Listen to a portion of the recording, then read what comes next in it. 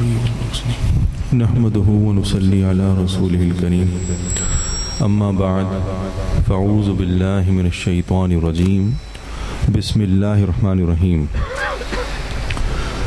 ان الصلاة كانت على المؤمنين كتاب موقوتا صدق الله العظيم وصدق رسوله النبي الكريم الأمين ونحن على ذلك لمن الشاهدين والشاكرين والحمد لله رب العالمين ان الله وملائكته يصلون على النبي يا ايها الذين آمنوا صلوا عليه وسلموا تسليما اللهم صل على سيدنا ومولانا محمد وعلى آل سيدنا ومولانا محمد وبارك وسلم عليه الصلاة والسلام عليك يا سيدي يا رسول الله وعلى آلك وصحبك يا سيدي يا حبيب الله.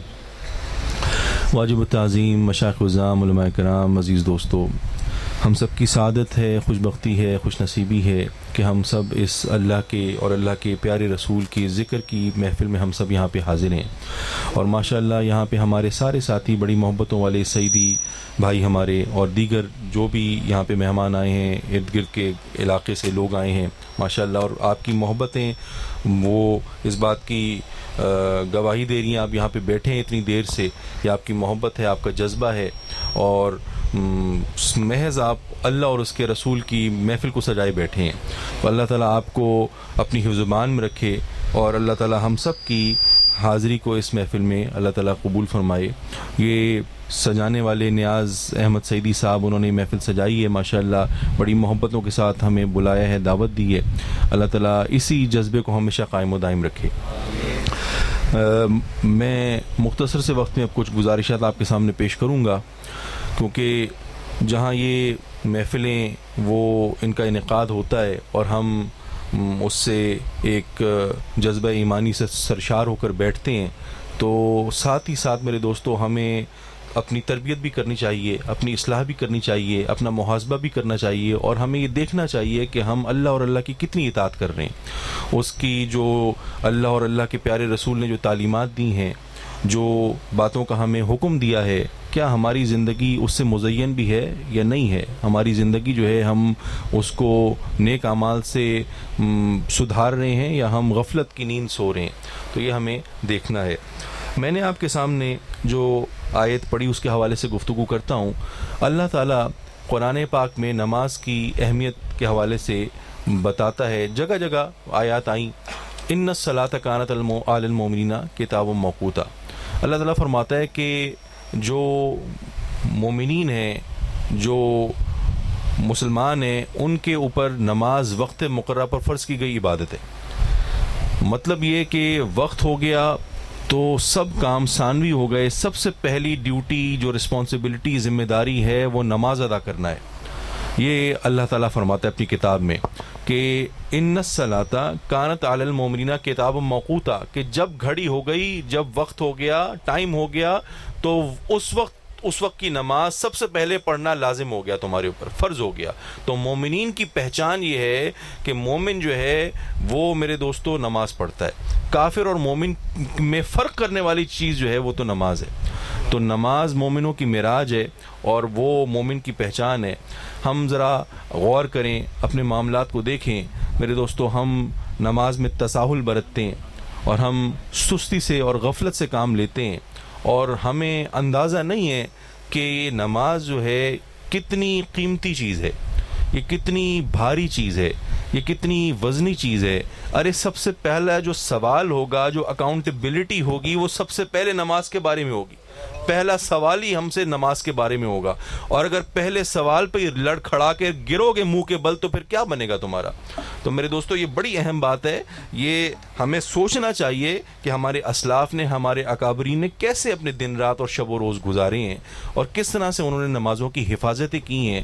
میرے دوستو ہم نمازیں قضا کر دیتے ہیں، اور بعض اوقات تو قضا نمازیں ہم پھر پڑھنا بھی بھول جاتے ہیں، اور نمازیں ہمارے بستروں میں فوت ہو رہی ہوتی ہیں، ہنسی ٹھٹوں میں فوت ہو رہی ہوتی ہیں، قہقہوں میں اور مجلسوں میں اور محفلوں میں، یاروں کی محفلوں میں ہماری نمازیں فوت ہو رہی ہوتی ہیں، اور ہمیں پتہ نہیں ہوتا کہ ہم کس کی دربار کی حاضری سے ہم محروم ہو گئے ہیں. اور پھر ہم روتے پیٹتے آتے ہیں آستانوں پر, اور پھر کسی اور کے پاس, دوستوں کے پاس جاتے ہیں کہ جی فلاں مسئلہ ہے, یہ مسئلہ ہے, فلاں مسئلہ, یہ مسئلہ آ گیا, یہ نقصان ہو گیا. ارے بہت بڑی مسائل کی جو وجہ ہے ہماری, اس کی وجہ یہ ہے کہ ہم بے نمازی ہیں. اگر ہم سچے نمازی بن جائیں, پکے سچے نمازی بن جائیں, تو میں آپ کو یقین دلاتا ہوں کہ میرا اس بات پہ ایمان ہے کہ ہمارے کم از کم 80 سے 90% مسئلے ہمارے حل ہو جائیں گے. 80 سے 90% مسئلے ہمارے, اگر ہم نمازی ہو جائیں, پکے سچے نمازی بن جائیں, تو ہمارے 80 سے 90% مسئلے ہمارے ختم ہو جائیں گے میرے دوستو. یہ نماز کی برکتیں ہیں. دیکھو یاد رکھو کہ اللہ تعالیٰ نے ہر چیز کو پاک کرنے کا طریقہ پیدا فرمایا ہے, ہر چیز کو طیب اور طاہر کرنے کا, نکھارنے کا اللہ تعالیٰ نے راستہ دکھایا ہے.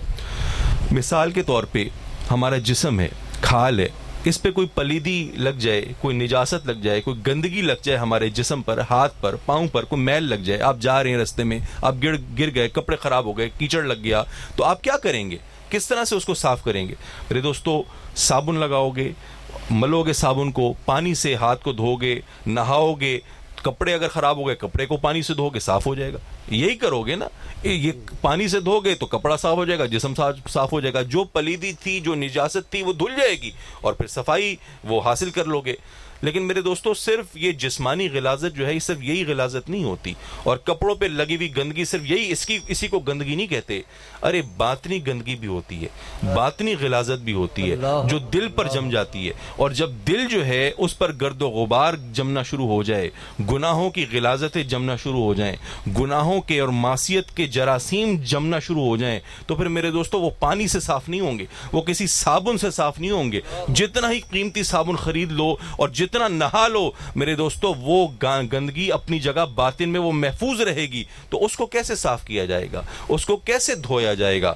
میرے دوستو, سرکار مدینہ کی حدیث مجھے یاد آتی ہے کہ سرکار نے فرمایا کہ ان القلوب تصدع کما یصدع الحدید. سرکار نے فرمایا ان القلوب تصدع کما یصدع الحدید. تو جس طرح سرکار فرماتے ہیں کہ جس طرح لوہے کو زنگ لگ جاتا ہے, لوہے پر رسٹ آ جاتا ہے, ڈسٹ آ جاتی ہے, زنگ لگ جاتا ہے, ویسے ہی دلوں پہ بھی زنگ لگ جاتا ہے. دل جو ہیں ان پر بھی رسٹ آ جاتا ہے, گرد و غبار آ جاتا ہے. ان القلوب تصدع کما یصدع الحدید. تو سرکار کے غلام, سرکار کے صحابی, انہوں نے بارگاہ رسالت میں صحابیوں نے عرض کی, فقیل یا رسول اللہ وما جلاؤہا. تو حضور یہ پھر اس کو جلا بخشنے کا کیا ذریعہ ہے؟ اگر لوہے کو زنگ لگتا ہے تو وہ تو ہمیں پتہ ہے کہ اس کو ہم کسی پروسیس سے گزارتے ہیں, صاف ستھرا کرتے ہیں, لوہے کا زنگ ٹھیک ہو جاتا ہے. تو حضور اگر دل پہ زنگ لگ جائے تو اس کو جلا دینے کا کیا طریقہ ہے؟ فقیلا یا رسول اللہ وما جلاؤہا. تو اس کو ہم کیسے صاف کریں؟ تو سرکار نے فرمایا فقال تلاوت القرآن و ذکر الموت, کہ قرآن کی تلاوت سے اور موت کو یاد کرنے سے دل کی دنیا آباد ہوتی ہے. جب تلاوت قرآن سے اور موت کی کو یاد کرنے سے دل کی آبیاری کرو گے اور دل کو پانی دو گے تو دل کی فصل جو ہے باغ ہو جائے گی, اور پھر اس پہ ایمان کی فصل وہ پیدا ہوگی. اور میرے دوستو, گناہوں کی جو جراثیم ہے, جو معصیت کی آلودگی ہے, وہ صاف ہو جائے گی. تو یہ ہمیں دیکھنا چاہیے کہ ہر چیز کو طیب اور طاہر کرنے کا ہمیں اللہ تعالیٰ نے طریقہ بتایا ہے. جو دل کی دنیا ہے اگر وہ ویران ہے, اس میں گناہ پیوست ہو چکے ہیں, گناہ کے تیروں نے دل کو چھلنی کر دیا ہے, تو میرے دوستو دل کے اوپر کون سی مرہم رکھو گے؟ کس مرہم سے دل کو قرار آئے گا؟ بے چین دل کی دنیا آباد ہوگی تو وہ قرآن کی تلاوت سے ہوگی اور وہ نماز سے ہوگی, نماز کے پانی سے ہوگی, قرآن کے پانی سے ہوگی, اس کے ذکر سے ہوگی. ارے نماز کیا ہے؟ نماز قرآن ہی تو ہے. نماز کے اندر کم از کم 60-70% قرآن ہی تو ہم پڑھتے ہیں. تو میرے دوستو, نماز جو ہے یہ بنیادی ذریعہ ہے, پہلا سٹیپ ہے رب کی معرفت کی طرف, رب کی نزدیکی کی طرف. آپ کو اگر نماز نہیں پڑھتے, چاہے جتنا بڑا آستانہ ہے آپ کا, وہ ٹھیک ہے کہ بزرگوں کی بات شان اور ہے, ان کے دامن سے تو گناہگار وابستہ ہو جائیں تو وہ تو لاج رکھتے ہیں, لیکن میرے دوستوں کوئی مرید کی بھی تو ذمہ داری ہے نا, کوئی فرائض ہیں. تو بھلے آپ کا جتنا بھی بڑا آستانہ ہے, جتنا بھی آپ کا وہ بڑا مرشد کامل ہے, بڑا نیک صالح مرشد کامل ہے, اگر تم بے نمازی ہو تو اپنے مرشد سے صحیح طور پر فیض نہیں حاصل کر پاؤ گے, صحیح طور پر اس سے فائدہ نہیں حاصل کر پاؤ گے. تو نماز جو ہے پہلا ذریعہ ہے رب کی معرفت حاصل کرنے کا. نعرہ تکبیر, نعرہ رسالت, فیضان کرم حضور غزالی زمان. میرے دوستو, نماز جو ہے وہ گناہوں کو وہ جھاڑ دیتی ہے، وہ انسان کو مصفہ مجلہ بنا دیتی ہے، انسان کو پاک اور صاف کر دیتی ہے۔ مجھے سرکار کی حدیث یاد آتی ہے، سرکار فرماتے ہیں کہ ان العبد اذا قام یصلی اؤتی بذنوبہ فوضعت علی راسہ او عاتقہ فکلما رکع او سجد تساقطت عنہ۔ یہ سرکار نے فرمایا۔ سرکار اس پیاری خوبصورت حدیث میں کیا بات فرماتے ہیں؟ ذرا دیکھیں تو صحیح کہ سرکار کی باتیں جو ہیں کیسی میٹھی اور شیرینی باتیں ہوتی ہیں۔ ارے ہمارے لیے آب حیات ہیں سرکار کی باتیں، کہ سرکار فرماتے ہیں کہ جب انسان جو ہے وہ نماز کے لیے کھڑا ہوتا ہے، ان العبد اذا قام یصلی اوتی بذنوبہ فوضعت علی راسہ او عاتقہ، تو اس کے جو گناہ ہیں وہ اس کے سر پر رکھ دیے جاتے ہیں اور اس کے مونڈھوں پر رکھ دیے جاتے ہیں اس کے گناہ۔ فکلما رکع، تو جب وہ رکوع کرتا ہے، او سجدہ تساقطت عنہ، تو جب وہ اپنا جو سر پہ گناہ رکھے ہوتے ہیں اور وہ سر کو رکوع میں جھکاتا ہے، جب سر کو نیچے کرتا ہے تو اوپر پڑے ہوئے گناہ نیچے گر جاتے ہیں، اللہ اکبر، سبحان اللہ، اوپر پڑے ہوئے گناہ نیچے گر جاتے ہیں۔ اور پھر جب وہ سجدے میں جاتا ہے، مزید وہ تواضع کرتا ہے، مزید رب کے سامنے وہ عز و انکساری کے ساتھ اپنی جبین کو وہ زمین پہ لگا دیتا ہے اور سجدے میں اپنی پیشانی کو وہ رب کے آگے جھکا دیتا ہے، تو باقی جتنے بھی گناہ ہوتے ہیں وہ بھی جھڑ جاتے ہیں۔ تو جب نماز ختم کرتا ہے تو جتنے گناہ اس کے سر اور مونڈوں پر ہوتے ہیں سارے کے سارے ختم ہو جاتے ہیں۔ ماشاءاللہ، سبحان اللہ۔ نماز جو ہے وہ سارا موپ کر دیتی ہے، وہ جھاڑو پھیر دیتی ہے، سب کلیئر کر دیتی ہے، آپ کو کلین کر دیتی ہے، مصطفیٰ مجلہ بنا دیتی ہے۔ میرے دوستو، یہ نماز کی شان ہے۔ مجھے سرکار کی ایک اور حدیث یاد آئی، اور یقین مانیں بخاری شریف کی حدیث ہے، جب بھی اس کو پڑھتے ہیں سنتے ہیں ایمان تازہ ہو جاتا ہے۔ سرکار فرماتے ہیں کہ سرکار کی محفل سجی ہوئی ہے اور سرکار جلوہ افروز ہیں، اور سرکار کے غلام حضور کے صحابی ارد گرد حضور کے ارد گرد وہ حلقہ باندھ کے بارگاہ رسالت میں حاضر ہیں، اور سرکار سوال پوچھتے ہیں۔ سرکار اپنے غلاموں سے، صحابیوں سے سوال پوچھتے ہیں، ارأیتم لو ان نہرا بباب احدکم یغتسل فیہ کل یوم خمسہ ما تقولو ذالک یبقی من درنہ۔ یہ سرکار نے سوال پوچھا۔ سرکار پوچھتے ہیں کہ اے میرے صحابیوں، میرے غلاموں، ذرا یہ تو بتاؤ کہ اگر تمہارے گھر کے دروازے کے باہر نہر جاری و ساری ہو، تمہارے گھر کے دروازے کے باہر نہر جاری و ساری ہو، یغتسلوا فیہ کل یوم خمسہ، اور تم اس نہر میں دن میں 5 دفعہ نہاتے ہو، اس نہر میں 5 دفعہ نہاتے ہو، ما تقولو ذالک یبقی من درنہ، تو کیا یہ ممکن ہے کہ تمہارے جسم پہ کوئی غلاظت باقی رہ جائے، کوئی گندگی باقی رہ جائے اس نہر میں 5 دفعہ نہانے کے بعد؟ یہ ممکن ہے کہ کوئی غلاظت جسم پہ باقی رہ جائے؟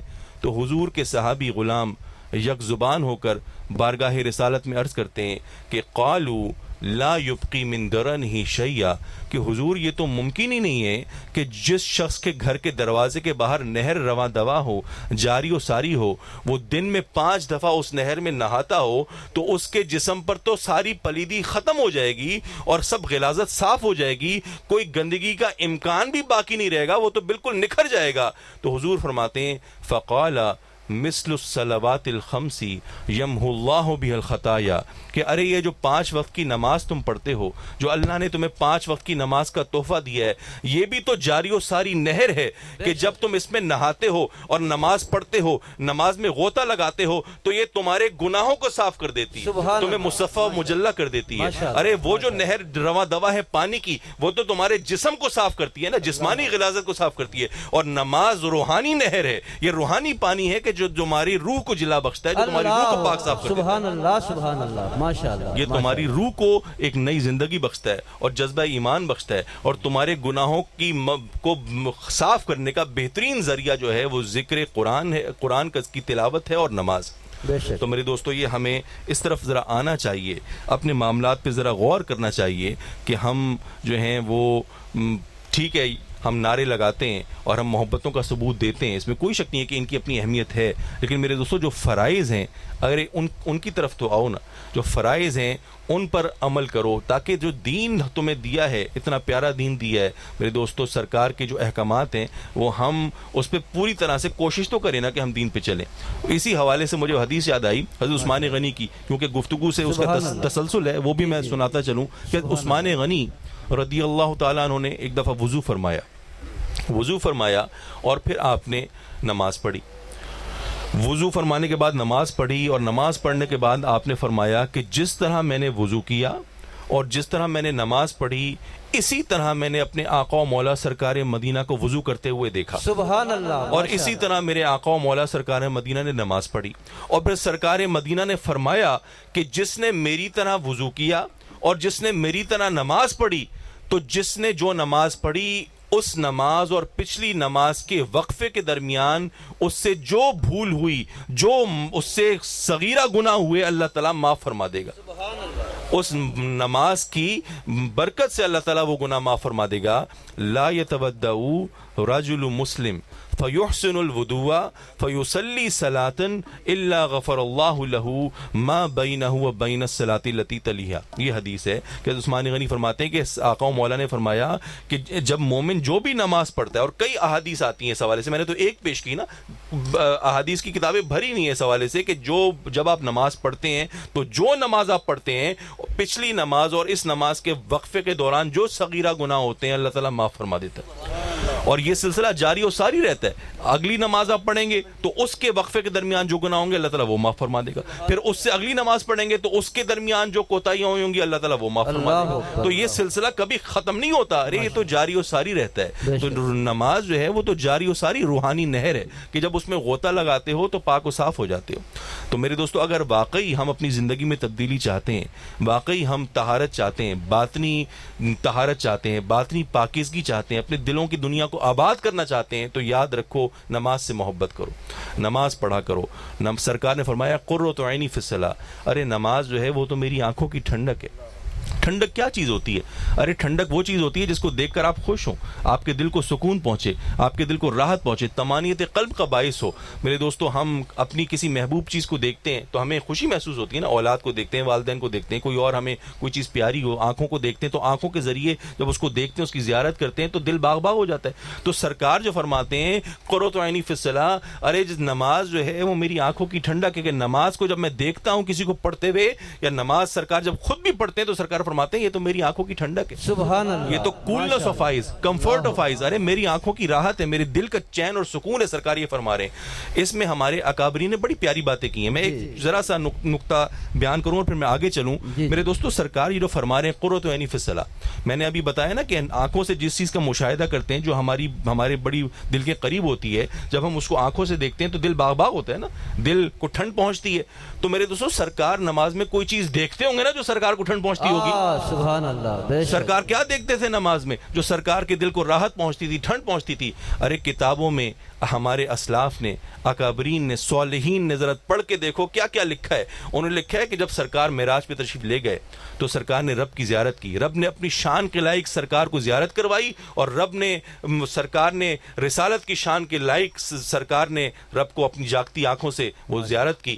تو جب سرکار واپس آنے لگے, اللہ کی زیارت کر کے واپس آنے لگے دنیا کی طرف, تو سرکار غمگین تھے.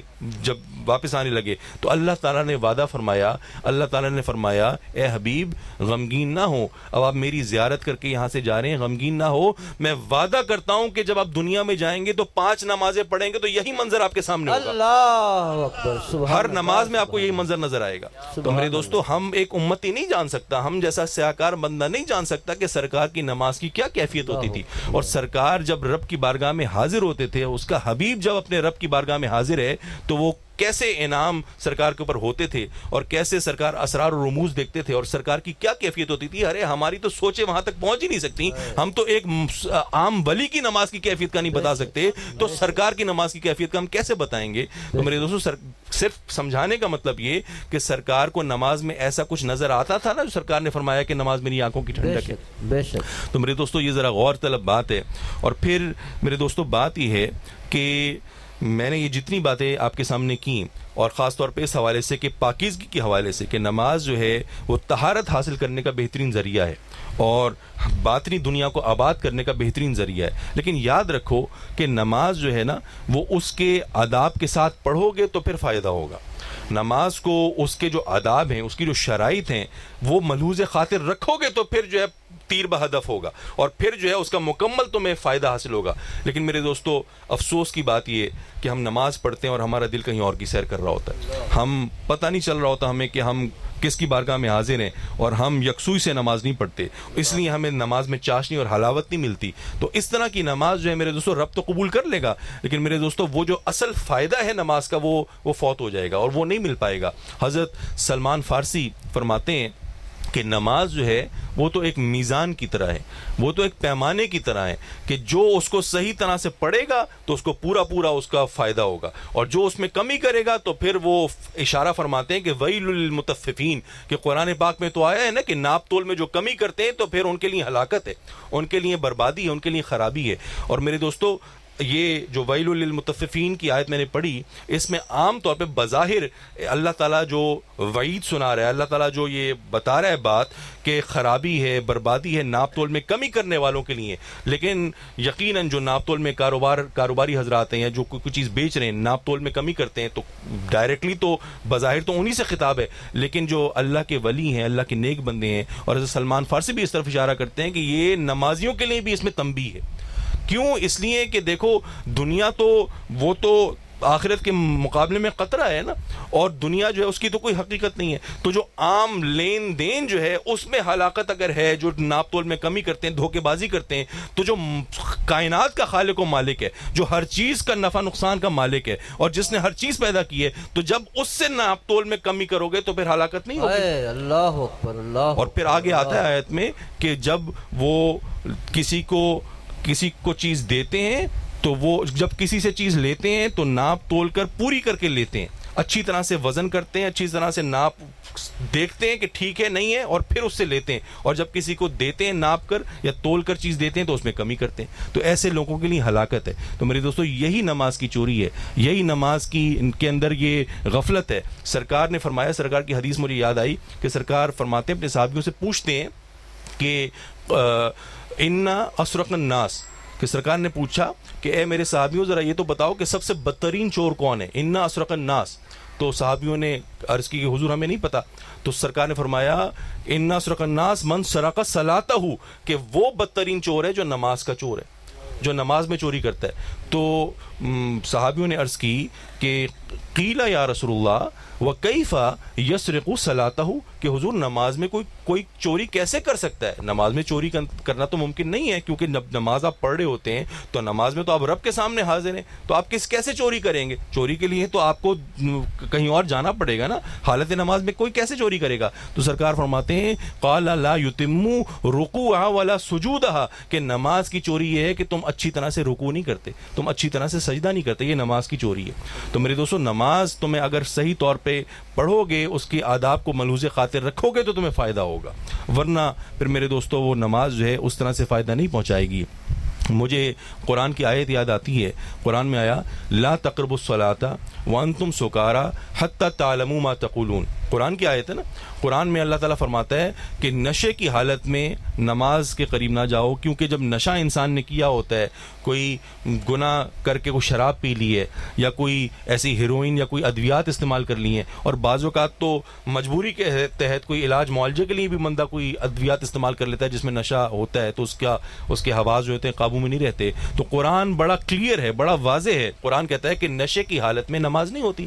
اب نشے کا زور ٹوٹ جائے، حواس بحال ہو جائیں تو آپ نماز پڑھ سکتے ہیں۔ تو اس پہ امام غزالی فرماتے ہیں، انہوں نے لکھا کہ یقیناً یہ آیت جو ہے یہ اس حوالے سے آئی ہے، نشے کے حوالے سے، کہ آپ نے اگر نشہ کیا ہوا ہے تو وہ تو اس میں آپ نماز پڑھ ہی نہیں سکتے۔ لیکن مزید وہ فرماتے ہیں کہ صرف شراب کا نشہ نہیں ہوتا، اور صرف وہ ادویات کا نشہ نہیں ہوتا۔ کیوں؟ اس لیے اس کی وہ دلیل یہ پیش کرتے ہیں کہ نشے کا کیا مطلب ہے؟ نشہ جب کیا ہوگا، کوئی ایسی دوائی استعمال کی ہوگی اور نماز پڑھ رہے ہوگے تو پتہ نہیں چلے گا نا کہ کیا پڑھ رہے ہو، حواس قائم نہیں ہوں گے، حواس غائب ہوں گے، تو پتہ ہی نہیں چلے گا کہ کیا کلمات ادا ادا کر رہے ہو تو نشے کا مطلب تو یہی ہے نا کہ آپ کو پتہ ہی نہیں ہے کہ آپ کیا کہہ رہے ہیں, منہ سے کیا بول رہے ہیں. تو حضرت امام غزالی اس بات کو دلیل پیش کر کے فرماتے ہیں کہ کتنے ہی لوگ ایسے ہیں کہ جنہوں نے شراب نہیں پی ہوتی, جنہوں نے دوائیاں نہیں استعمال کی ہوتی, لیکن نماز پڑھتے ہیں انہیں پتہ ہی نہیں ہوتا کہ کیا کہہ رہے ہیں, انہیں پتہ ہی نہیں ہوتا کیا کہہ رہے ہوتے ہیں. اس کا کیا مطلب ہے کہ ان کے اوپر دنیا کا خمار ہے, دنیا کا نشہ ان کے اوپر غالب ہے,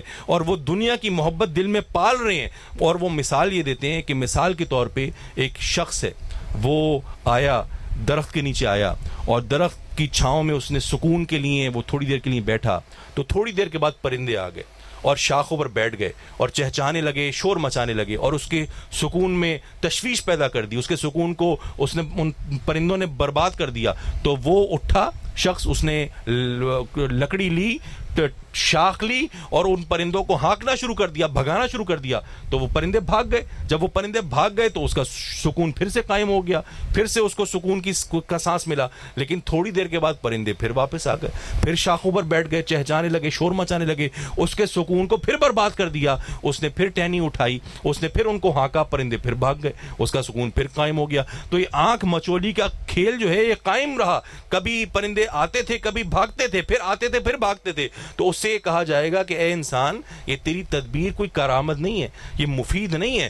تو ان کو ہانکتا ہے, یہ تھوڑی دیر کے لیے تیرا سکون قائم ہوتا ہے, پھر واپس ہی آ جاتے ہیں اور تیرا سکون برباد ہو جاتا ہے. تو اگر تو سکون چاہتا ہے, ان کی آواز سے چھٹکارا چاہتا ہے, ان کے شور سے نجات چاہتا ہے, تو درخت کو ہی کاٹ دے.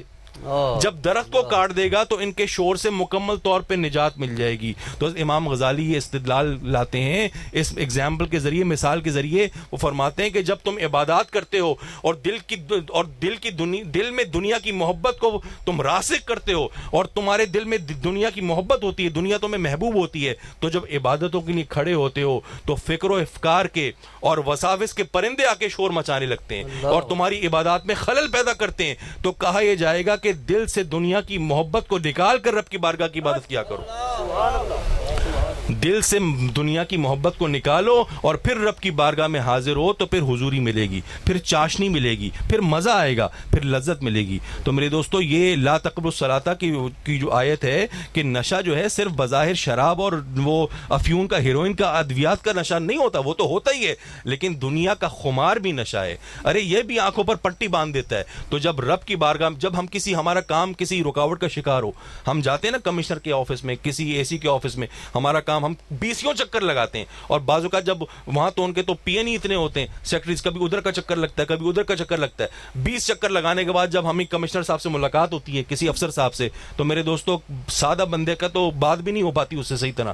تو جب دنیاوی افسران کے جاہو جلال کے سامنے تمہاری زبان جو ہے اٹک جاتی ہے اور تم سے کلمات ادا نہیں ہوتے, جو رب ہے, جو تمام کائنات کا مالک ہے, تمام کائنات کا پیدا کرنے والا ہے, ارے جب اس کے دربار میں کھڑے ہوتے ہو تو پھر تمہارا دل اور ذہن کدھر کی سیر کر رہا ہوتا ہے. تو یہ ذرا ہمیں سوچنا چاہیے, اس بات پہ غور کرنا چاہیے. میرے دوستو, ہم صحابہ کرام کی سیرتیں پڑھیں اور ان سے ذرا فائدہ حاصل کریں. ہم دیکھیں کہ حضور کی تربیت یافتہ صحابی وہ کس انداز میں نمازیں پڑھتے تھے, ان کی نمازوں کی کیا کیفیت ہوتی تھی. حضرت صدیق اکبر, ان کے بارے میں آتا ہے کہ جب نماز پڑھتے تھے صدیق اکبر تو اتنے رقیق القلب تھے, اتنا آپ کا دل جو تھا وہ نرم تھا, موم تھا, کہ آپ کا دل پگھل جاتا تھا, اور آپ کے اوپر خشیت ایسی وارد ہوتی تھی حضرت صدیق اکبر کے اوپر کہ دوران نماز جب تلاوت فرماتے تھے تو آپ کی دہاڑیں نکل جاتی تھی, آپ رونے لگ جاتے تھے. اور یہاں تک آیا ہے کہ بعض اوقات تو اتنا روتے تھے, اتنا گریا فرماتے تھے کہ آپ کی قرات کی سمجھ میں نہیں آتی تھی. یہ آپ کی خشیت کا عالم ہوتا تھا کہ خوف کی کیفیت ایسی طاری ہو جاتی تھی کہ میرے دوستوں بعض اوقات وہ جو قرآن پڑھے ہوتے تھے وہ بھی بعض اوقات سمجھ میں نہیں آ پاتا تھا. تو یہ صالحین کی خشیت کے مظاہر ہیں. اور پھر میرے دوستوں عمر فاروق, وہ ان کی مجھے بات یاد آئی کہ جب خلیفہ تھے تو اکثر کتابوں میں آیا کہ حضرت عبداللہ صحابی رسول ہیں اور وہ آپ کے ہم اثر ہیں, وہ فرماتے ہیں کہ حضرت فاروق اعظم, حضرت عمر فاروق کا یہ شعار تھا کہ اکثر وہ سورہ یوسف کی تلاوت کرتے تھے, تھوڑا سا ٹکڑا فجر کی نماز میں. تو لکھتے ہیں حضرت عبداللہ کہ وَأَنَا فِي آخر الصفوف کہ اکثر میں بعض اوقات آخری صف میں مجھے جگہ ملتی تھی فجر کی نماز میں. تو جب حضرت عمر یہ کلمات پڑھتے تھے سورہ یوسف کی اس آیت پہ پہنچتے تھے انما اشکو بسی وحزنی اللہ, جب حضرت عمر یہ پڑھتے تھے تو حضرت عمر کی دہاڑیں نکل جاتی تھی, حضرت عمر کی چیخیں نکل جاتی تھی. میرے دوستو ذرا غور کرو کہ حضور کی تربیت یافتہ صحابی کس انداز میں نمازیں پڑھتے تھے, کہ کیا ان کی کیفیت ہوتی تھی. اور عثمان غنی کی بات تو میں نے پہلے آپ کے سامنے کر دی, حدیث بھی میں نے سنائی آپ کو, مولا کائنات کی بات میرے ذہن میں آئی, وہ بھی میں سناتا جاؤں کہ علی کی کیا شان ہے کہ شیر خدا ہیں, حیدر کرار ہیں. ارے حیدر کرار کیسے کہتے ہیں کہ وہ شیر جو دشمن پر حملہ کرنے کے لیے بالکل تیار بیٹھا ہو, یہ ان کی شان ہے کہ چارجنگ لائن ہے. حضرت علی کی نمازوں کی کیا کیفیت ہوتی تھی. جب اذان اکثر کتابوں میں آیا, اکثر کتابوں میں بات آئی کہ جب اذان ہوتی تھی تو حضرت علی کی کیفیت تبدیل ہو جاتی تھی, اور آپ بعض اوقات جسم پر کپ کپی طاری ہو جاتی تھی, خوف کی کیفیت طاری ہو جاتی تھی, آپ پر لرزہ طاری ہو جاتا تھا, اور چہرے کی رنگت بدل جاتی تھی. تو آپ کے دوست پوچھتے تھے کہ حضور یہ آپ کو کیا ہوتا ہے, یہ لرزہ طاری ہو جاتا ہے, کیفیت ہاتھ کانپنے لگتے ہیں آپ کے. تو حضرت علی فرماتے تھے کہ اس امانت کی ادائیگی کا وقت آ گیا جو امانت اللہ نے آسمانوں پر پیش کی, جو امانت زمینوں پر پیش کی, جو امانت پہاڑوں پر سمندروں پر پیش کی اور چاند و سورج پر کہکشاؤں پر ستاروں پر پیش کی گئی, اور ان چیزوں نے, ان طاقتور چیزوں نے وہ امانت اٹھانے سے انکار کر دیا.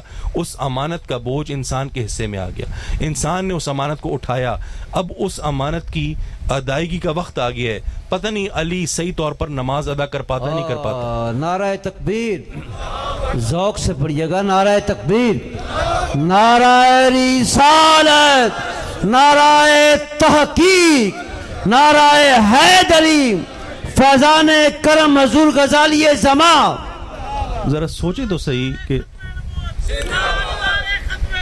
زندہ میرے دوستو ذرا سوچیں کہ حضرت علی کی یہ بات ذرا دیکھیں, اس کی گہرائی دیکھیں کہ حضرت علی جو ہیں وہ ہماری ایک طرف تو وہ اپنی دل کی کیفیت بھی بتا رہے ہیں, اپنی عاجزی اور تواضع بھی بتا رہے ہیں کہ کس طرح رب کی بارگاہ میں حاضر ہونا چاہیے, کہ اس کے آداب کیا ہیں, کہ وہ جو رب مالک ہے تمام کائنات کا, جو حقیقی بادشاہ ہے, وہ حضرت علی فرماتے ہیں پتہ نہیں میری نماز جو ہے وہ میں صحیح طور پہ ادا بھی کر پاتا ہوں نہیں کر پاتا. ارے جس کو جو فاتح خیبر ہو اور جس کی یہ شان ہو کہ لواء الحمد اس قیامت کے دن اس کے ہاتھ میں ہو, اور وہ اس کی یہ شان کہ وہ جو ہے وہ سرکار مدینہ نے جنت جو ہے حضرت علی کو کتنی دفعہ بشارتیں دی کہ حضرت علی جو ہیں وہ تو جنت کو بانٹنے والے ہیں. ارے وہ یہ فرماتے ہیں کہ پتہ نہیں میں صحیح طور پر نماز پڑھ بھی پاتا ہوں نہیں پڑھ پاتا, اس کے آداب پورے بھی کر پاتا ہوں نہیں کر پاتا. ذرا سوچیں, ارے حضرت علی تو پیروں کے پیر ہیں, وہ تو ولایت کا سرچشمہ ہیں, وہ تو ولایت کا سمندر ہیں. ارے جتنے بھی ولی ہیں سب کی گردنیں تو حضرت علی کے دربار میں جھکی ہوئی ہیں. ارے خواجہ غریب نواز ہوں, حضرت بابا فرید گنج شکر ہوں, بختیار کاکی ہوں, حضور غوث پاک سیدنا شیخ عبد القادر جیلانی ہوں, ارے جس کو ملا ہے مولا کائنات سے تو ملا ہے. نعرہ حیدری, نعرہ حیدری. فرماتے ہیں کہ پتہ نہیں علی جو ہے وہ صحیح طور پر نماز کے آداب پورے بھی کر پاتا نہیں کر پاتا. جب یہ میں نے پڑھا نا, یہ جب میں نے تحریر پڑھی تو میرے دوستو بڑا دل جو ہے اس پہ ایسی چوٹ لگی کہ میرے دوست ہم جب نماز پڑھتے ہیں تو ہم سمجھتے ہیں پتہ نہیں ہم نے کتنا احسان کر لیا, اور پتہ نہیں ہم نے جو ہے ہم نے کتنے مراتب طے کر لیا, ہم اپنے آپ کو کتنا پاکیزہ سمجھتے ہیں. ذرا حضرت علی سے سیکھو کہ نماز کے آداب کیا ہیں, رب کی بارگاہ میں جانے کے آداب کیا ہیں, تو انسان جو ہے وہ پھر اسے سمجھ میں آتی ہے. اور پھر میرے دوستو دوسری طرف یہ دیکھیں کہ یہاں پہ تو ایک زہد و ورا کا لبادہ اوڑا ہوتا ہے نا ہمارے پیروں نے, کہ جی پیر صاحب جو ہیں فلاں جگہ نماز پڑھتے ہیں, مدینے میں فلاں جگہ بغداد میں فلاں نماز پڑھتے ہیں, یہ نماز پڑھتے ہیں, لوگوں نے لبادہ اوڑا ہوتا ہے. اور حضرت علی سے ذرا سیکھو کہ رب کی بارگاہ میں حاضری کے آداب کیا ہیں, کہ انسان کس انداز میں رب کی بارگاہ میں جائے.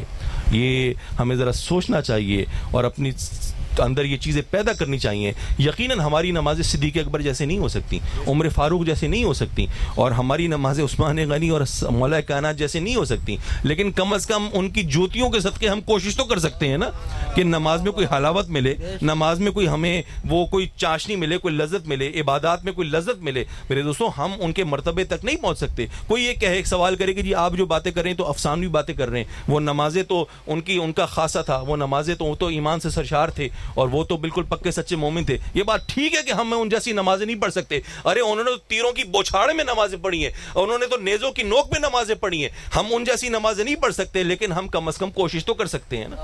ہمیں کوشش کرنا ہمارا حق ہے میرے دوستوں, کہ ہمارا فرض ہے کہ ہمیں کوشش کرنی چاہیے اور اپنے معاملات کو ٹھیک کرنا چاہیے. مجھے وہ حضرت شفیق بلخی کا واقعہ یاد آیا, وہ میں سناتا جاؤں آپ کو. کبار اولیاء کرام میں سے حضرت شفیق بلخی, اور وہ کسی محفل میں گئے, اور یہ واقعہ کئی کتابوں میں حضرت حاتم کے حوالے سے آیا ہے اور کئی کتابوں میں حضرت شفیق بلخی کے حوالے سے آیا ہے. اور جو اہل تصوف حضرات ہیں جن کو تصوف سے لگاؤ ہے, میں یہ بتاتا چلوں کہ کتابوں میں یہ بھی آیا ہے کہ حضرت شفیق بلخی جو ہیں وہ مرید ہیں حضرت ابراہیم بن ادھم کے.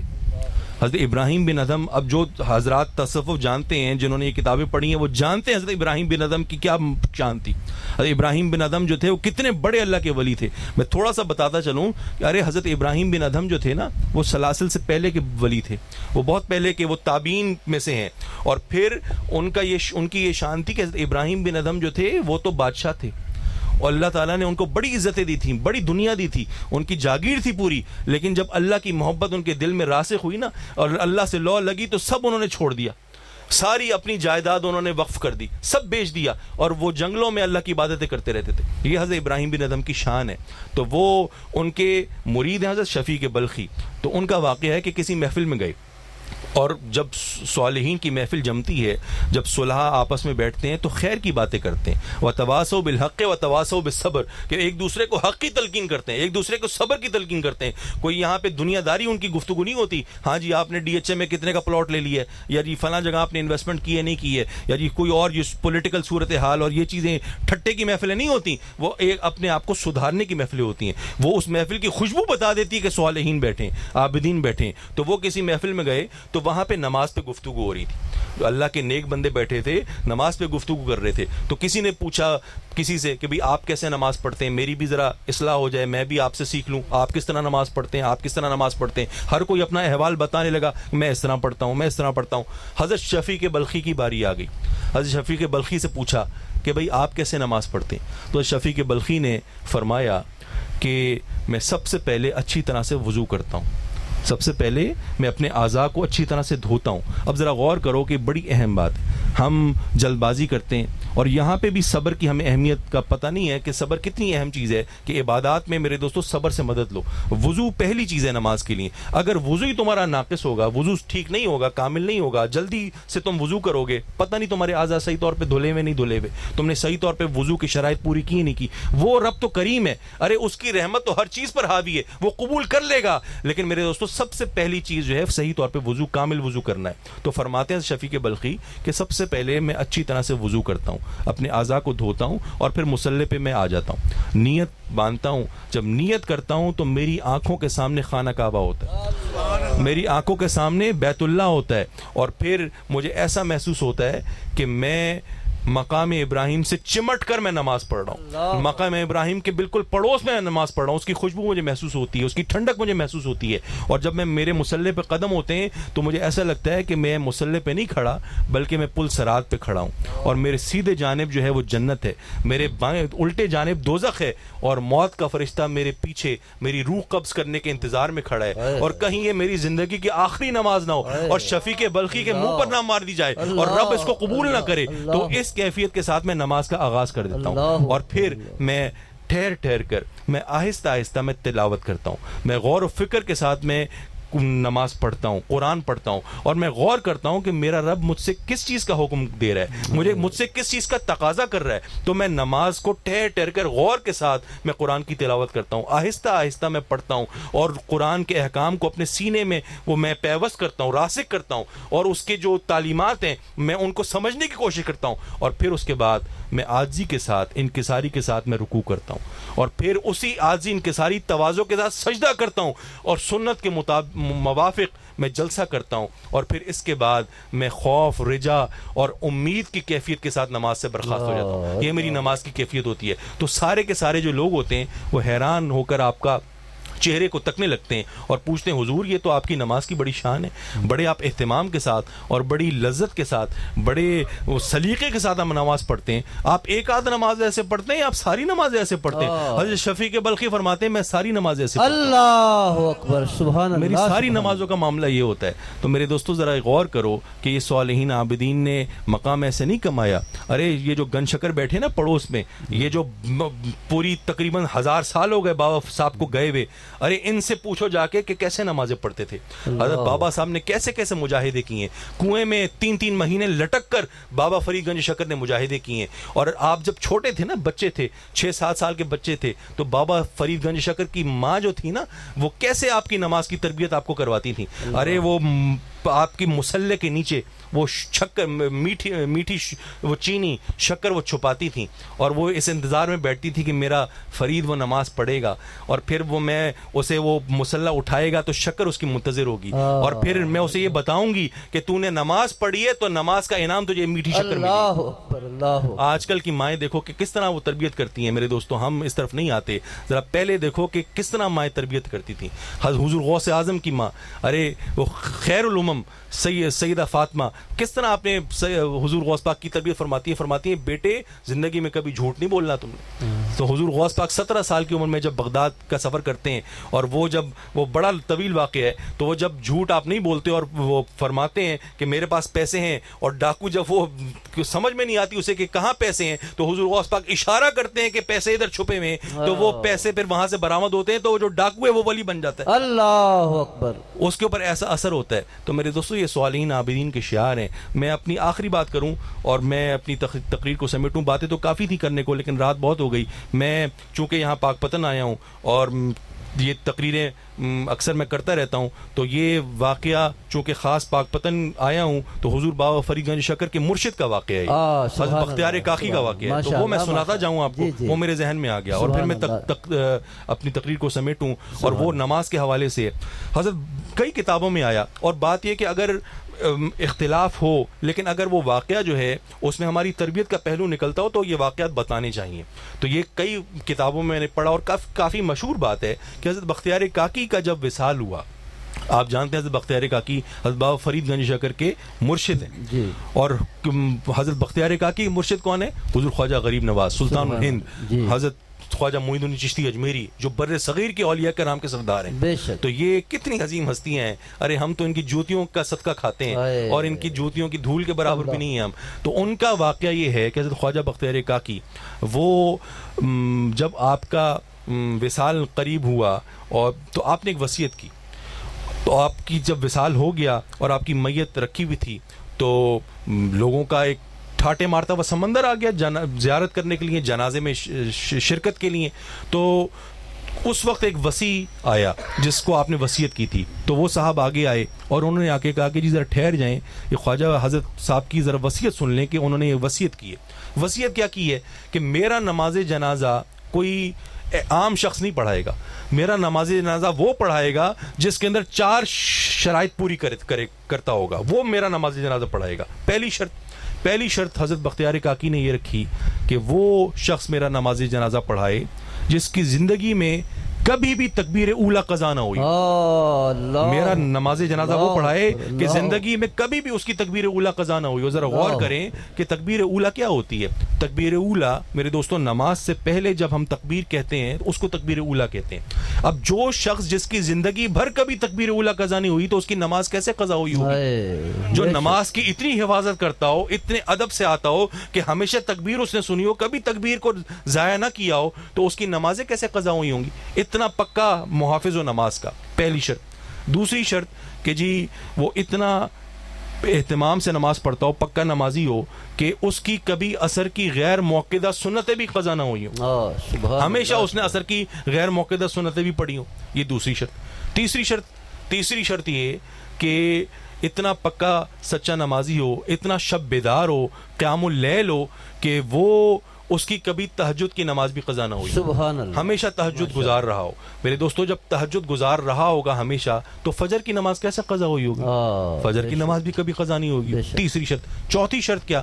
چوتھی شرط یہ کہ اتنا پاک صاف ہو، اتنا حیادار ہو، اتنا باحیا ہو، اس کو اپنی نظروں پہ اتنا کنٹرول ہو کہ کبھی بھی اس نے غیر محرم کے چہرے پر نظر نہ ڈالی، اللہ اکبر، اللہ، کبھی بھی بری نظر سے غیر محرم کے چہرے کو نہ دیکھا۔ یہ چوتھی شرط۔ اب یہ چار شرطیں کتنی سخت شرائط ہیں۔ کبھی تو انسان کی تکبیر اولیٰ قضا ہو سکتی ہے، کبھی عصر کی غیر موقدہ سنتیں بھی کبھی قضا ہو سکتی ہیں۔ یہ تو زندگی بھر کی بات ہو رہی ہے نا کہ کبھی بھی نہ ہوئی ہو۔ یہ چار شرائط، جب یہ شرائط بولی گئی مجمع میں تو سب کے سر جو تھے وہ شرم سے جھک گئے، اور سب جو تھے وہ سانپ سونگ گیا مجمع کو۔ کیوں؟ اس لیے کہ یہ اتنی کڑی شرائط ہیں کہ میرے دوستو یہ کوئی معمولی بات تو نہیں ہے، لیکن یاد رکھو یہ افسانوی باتیں نہیں ہیں، یہ رب کے راز ہوتے ہیں، اور یہ بعض اوقات رب اپنی حکمتیں جو ہے وہ دکھاتا ہے کہ ایسے بھی اللہ کے برگزیدہ بندے ہیں، ایسے بھی اس کے عبادت گزار بندے ہیں کہ ان کے لیے یہ چیزیں کرنا بھی کوئی مشکل بات نہیں ہے۔ بے شک، جب رب کی لو لگتی ہے نا، اور جب رب کی محبت راسخ ہو جاتی ہے دل میں، تو یہ کوئی بڑی باتیں نہیں ہے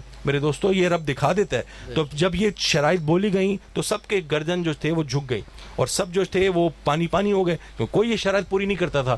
تھوڑی دیر کے بعد ایک مجمع میں سے شخص باہر آیا، روتا دھوتا باہر آیا، اور حضرت بختیار کاکی کی میت کے پاس جا کے وہ کھڑا ہو گیا، اور آپ کو پکار کر کہنے لگا، عرض کرنے لگا کہ حضور آپ تو دنیا سے تشریف لے گئے، آپ تو پردہ فرما گئے، اور میرا پردہ آپ نے فاش کر دیا، اللہ اکبر، میرا پردہ فاش کر دیا۔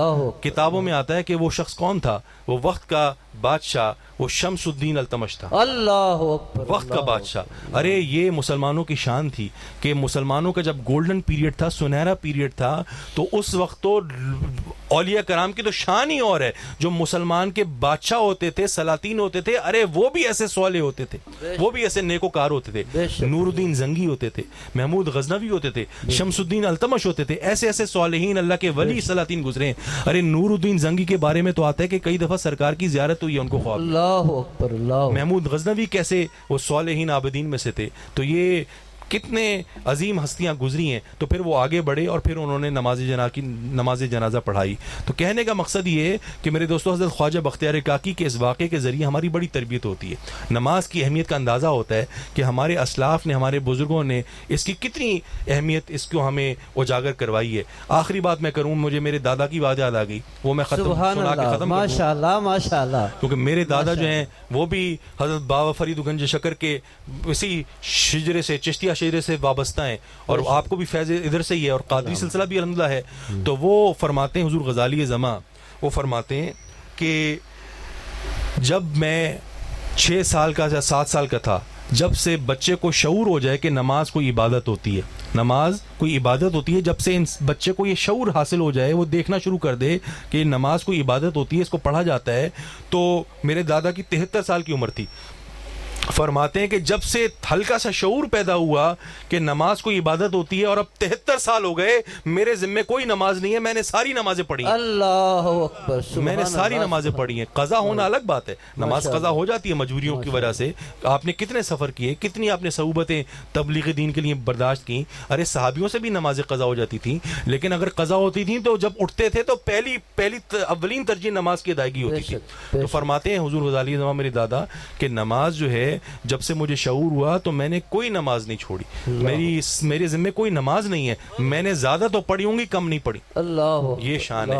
تو اس طرف آؤ میرے دوستو، اور اللہ تعالیٰ دعا کرو، اللہ تعالیٰ اپنی مرضیات پر عمل کرنے کی توفیق عطا فرمائے، اللہ تعالیٰ دین پر صحیح طور پر عمل کرنے کی توفیق عطا فرمائے، اور نماز کی محبت عطا فرمائے، اور پکا سچا نمازی مسلمان بنائے، اور دعا کرو کہ سرکار مدینہ کا سچا غلام بنائے، آمین، سرکار مدینہ کا پکا سچا غلام بنائے۔ آمین، وآخر دعوانا الحمدللہ رب العالمین۔ سبحان اللہ۔